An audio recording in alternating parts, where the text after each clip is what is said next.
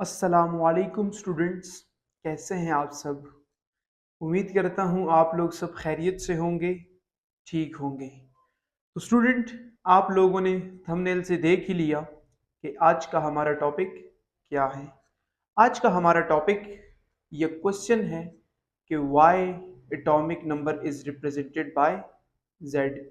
Atomic number को हम Z से क्यों रिप्रेजेंट करते हैं। स्टूडेंट्स, अगर आपने भी इस क्वेश्चन का आंसर जानना है तो आपने वीडियो को शुरू से लास्ट तक लाजमी देखना होगा। तो चलिए स्टूडेंट, शुरू करते हैं अपना वक्त ज़ाया किए बगैर। देखिए स्टूडेंट, क्वेश्चन क्या है। क्वेश्चन ये है, why atomic number is represented by Z. Atomic number को हम जेड से क्यों रिप्रेजेंट करते हैं। वैसे ये बहुत इंटरेस्टिंग क्वेश्चन है। अच्छा, बहुत सारे स्टूडेंट्स को ये पता होता है कि एटॉमिक नंबर को हम जेड से रिप्रेजेंट करते हैं, बट ये बात बहुत कम स्टूडेंट्स को पता होती है कि एटॉमिक नंबर को हम जेड से ही क्यों रिप्रेजेंट करते हैं। A B C D E F G इनसे क्यों नहीं कर सकते, क्या रीजन है, जेड से ही क्यों करते हैं। अच्छा स्टूडेंट, इस क्वेश्चन का आंसर देने से पहले मैं आपको जरा एटॉमिक नंबर के मुतालिक थोड़ा सा बता दूं कि बेसिकली ये एटॉमिक नंबर है क्या, एटॉमिक नंबर को किसने डिस्कवर किया, और इस तरह के एक दो तीन पॉइंट्स और। तो students, what is atomic number. Atomic number किसे कहते हैं। एटॉमिक नंबर को समझने के लिए हमें इस डायग्राम का सहारा लेना होगा, इससे मदद लेनी होगी। देखिए स्टूडेंट, ये किसी एक एटम का स्ट्रक्चर है जिसमें ये जो ब्लैक डॉट्स आपको नजर आ रहे हैं, ये किस चीज को रिप्रेजेंट कर रहे हैं, ये इलेक्ट्रॉन्स को रिप्रेजेंट कर रहे हैं। और इलेक्ट्रॉन पे चार्ज कौन सा होता है, इलेक्ट्रॉन पे माइनस चार्ज होता है।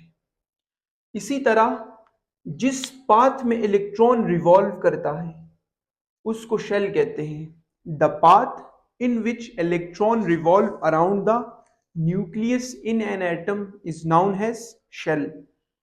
शेल को हम एनर्जी लेवल भी कहते हैं और ऑर्बिट भी कहते हैं। शेल के दो नाम और भी हैं, एनर्जी लेवल और ऑर्बिट। तो ये जो पोर्शन है ये वाला, इस पोर्शन को जहां पे प्रोटॉन और न्यूट्रॉन मौजूद है, जहां पे प्रोटॉन और न्यूट्रॉन मौजूद हैं, इस हैवी डेंस रीजन को हम न्यूक्लियस कहते हैं। इस पोर्शन को हम क्या कहते हैं, इसको हम न्यूक्लियस कहते हैं। अच्छा, न्यूक्लियस में प्रोटॉन और न्यूट्रॉन मौजूद होता है। प्रोटॉन पे चार्ज, प्रोटॉन पे क्या चार्ज है, प्रोटॉन पे प्लस चार्ज होता है, और न्यूट्रॉन पे कोई चार्ज नहीं होता, जीरो चार्ज इस पे बेसिकली होता है। स्टूडेंट, आपको ये बात पता होनी चाहिए कि किसी भी एक एटम में इलेक्ट्रॉन और प्रोटॉन की जो तादाद है वो बराबर होती है। इसी वजह से एक एटम इलेक्ट्रिकली न्यूट्रल होता है। तो स्टूडेंट, अब सवाल ये है कि एटॉमिक नंबर क्या चीज है। एटॉमिक नंबर सिंपली ये है कि न्यूक्लियस में जितने भी प्रोटॉन मौजूद है उसे हम क्या कहेंगे, एटॉमिक नंबर कहेंगे। देखिए यहाँ पे ये ब्लू कलर किस चीज को रिप्रेजेंट कर रहे हैं, प्रोटॉन को। हम जरा यहाँ पे प्रोटॉन की तादाद गिन लेते हैं। यहाँ पे प्रोटॉन की तादाद कितनी है, एक, दो, तीन, चार। यहाँ पे प्रोटॉन चार है, तो जितने प्रोटॉन वो उसका एटॉमिक नंबर, जितने प्रोटॉन वो उसका एटॉमिक नंबर कहलाएगा। तो एटॉमिक नंबर क्या है, atomic number basically number of proton है। Number of proton in the nucleus. Proton कहाँ मौजूद है, न्यूक्लियस में, किसी भी एक एटम के। उसको हम क्या कहेंगे, एटॉमिक नंबर कहेंगे। उसको हम क्या कहेंगे, एटॉमिक नंबर कहेंगे। अच्छा, क्या स्टूडेंट्स आपको ये पता है कि एटॉमिक नंबर को किसने डिस्कवर किया। एटॉमिक नंबर एक साइंटिस्ट जिनका नाम हेनरी मोज़ले हैं, उन्होंने डिस्कवर किया। और कब डिस्कवर किया? 1913 में। किसमें? कब? 1913 में। स्टूडेंट, एटॉमिक नंबर को प्रोटॉन नंबर भी कहा जाता है। एटॉमिक नंबर को प्रोटॉन नंबर भी कहा जाता है। तो हम ये कह सकते हैं it is also known as proton number, क्योंकि न्यूक्लियस में जितने प्रोटॉन होते हैं वो वही एटॉमिक नंबर होता है ना। तो एटॉमिक नंबर और प्रोटॉन नंबर अगर आपसे कोई पूछ ले तो सेम बात है, एक ही बात है ये। तो चलिए स्टूडेंट, हम मूव करते हैं अपने अच्छा, एटॉमिक नंबर के मैं आपको कुछ एग्जांपल बता दूं। जैसे कि हाइड्रोजन का एटॉमिक नंबर क्या है? 1। हीलियम का एटॉमिक नंबर क्या है? 2।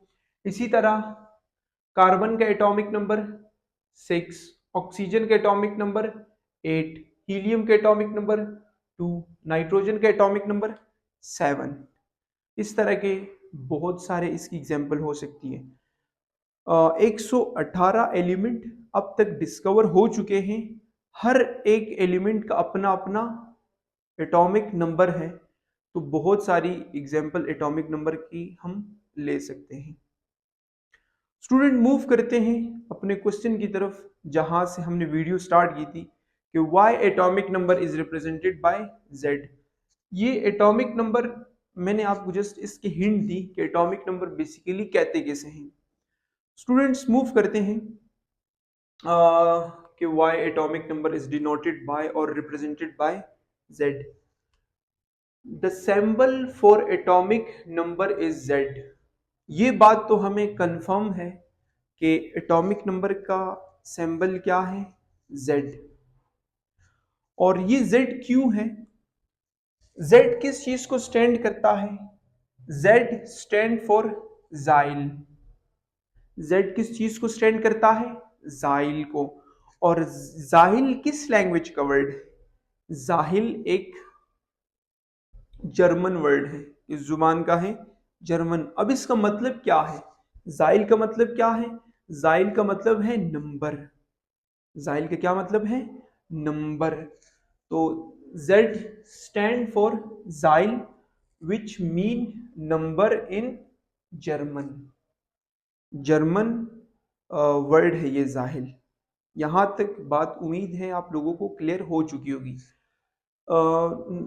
1915 से पहले 1915 से पहले ये जो Z का सिंबल था, Z का सिंबल हम पीरियोडिक टेबल में एलिमेंट्स की पोजीशन को आइडेंटिफाई करने के लिए हम लिखते थे। किसके लिए यूज करते थे? Z हम किस लिए यूज करते थे? एलिमेंट्स की पोजीशन को आइडेंटिफाई करने के लिए। तो अच्छा, पहले 1915 से पहले एटॉमिक नंबर को एटम जाहिल कहा जाता था। ये बहुत इंटरेस्टिंग पॉइंट है स्टूडेंट्स।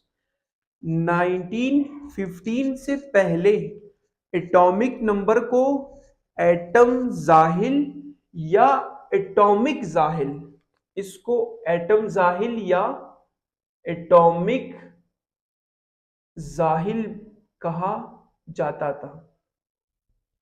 अब इसका ये जो Z है ना, पहला वर्ड Z, कन्वेंशनली तौर पर हमने या साइंटिस्ट ने यूज करना शुरू किया और अब तक हम यूज करते आ रहे हैं। स्टूडेंट्स, मुझे उम्मीद है आप लोगों को अब ये कंसेप्ट क्लियर हो गया होगा कि एटॉमिक नंबर को हम Z से क्यों रिप्रेजेंट करते हैं। उसके पीछे एक छोटी सी रीजन है, वो क्या है? जाहिल। और जाहिल का जो पहला वर्ड है वो हम एटॉमिक नंबर के सिंबल के तौर पे हम यूज करते हैं।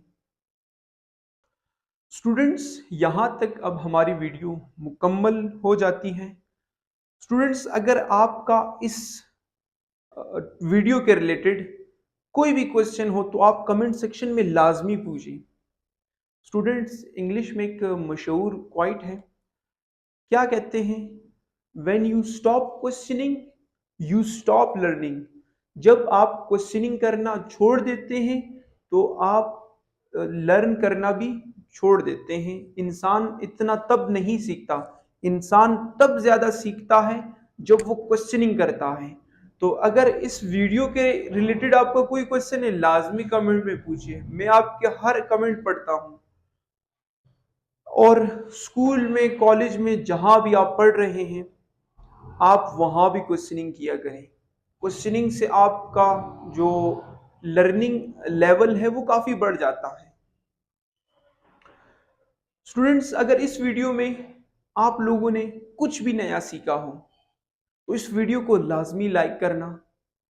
अगर अभी तक आप लोगों ने चैनल सब्सक्राइब नहीं किया, चैनल को सब्सक्राइब करें ताकि आने वाली वीडियोस का नोटिफिकेशन आपको बर वक्त मिलता रहे।